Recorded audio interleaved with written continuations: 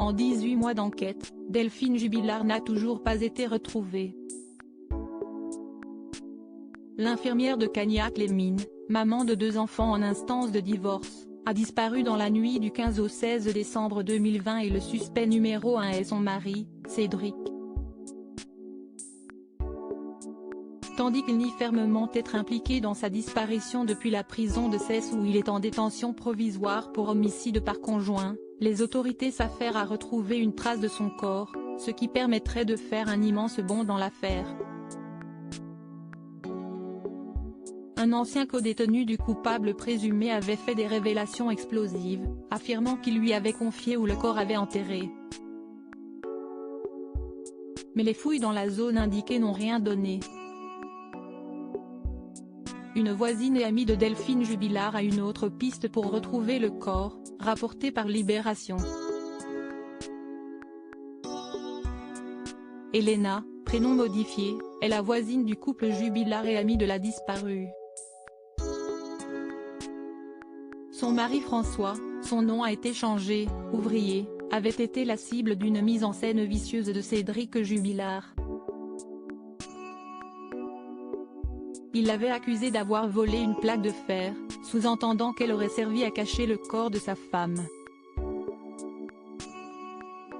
De son côté, son épouse participe régulièrement aux battues pour retrouver une trace de la trentenaire. Elle n'a jamais aimé la désinvolture de Cédric Jubilard, qu'elle ne trouvait pas très impliqué dans les recherches avec ses bottes trop propres. Les 6 mois après la disparition, c'était un peu tendu, poursuit-elle.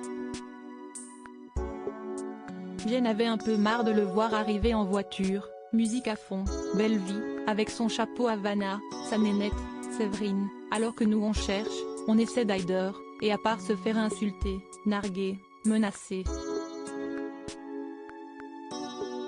Avec ses amis, que Cédric surnomme les dindes, elle a une théorie, Delphine a été enterrée dans un cimetière.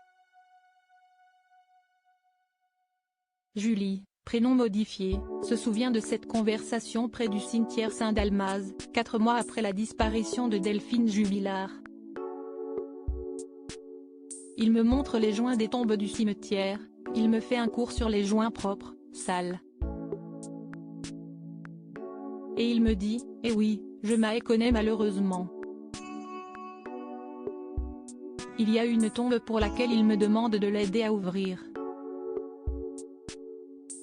Il a ouvert le tiroir d'une tombe et s'est mis à rire, et il a dit, putain, Julie, merci, maintenant il y a tes empreintes avec les miennes, et il rigole.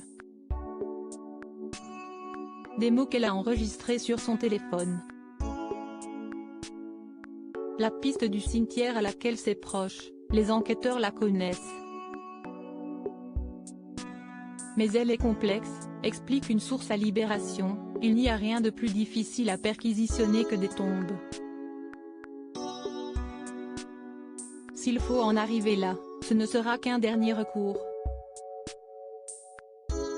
Des équipes sur place ont d'ailleurs quadrillé la zone et des drones ultra perfectionnés l'ont survolé, précise la dépêche. Pour l'heure, rien n'est sorti de ces fouilles. Cédric Jubilard reste présumé innocent des faits qui lui sont reprochés jusqu'au jugement définitif de cette affaire.